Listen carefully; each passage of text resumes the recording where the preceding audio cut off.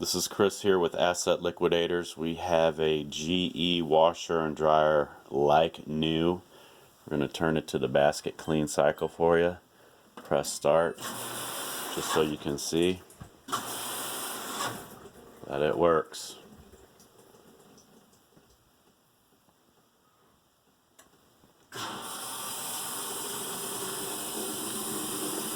So that's on the basket cycle. I'm going to move over to the dryer, which is an electric dryer. I'm going to power it up.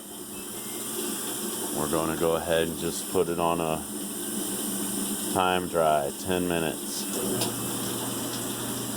There you go. You can see it moving in there.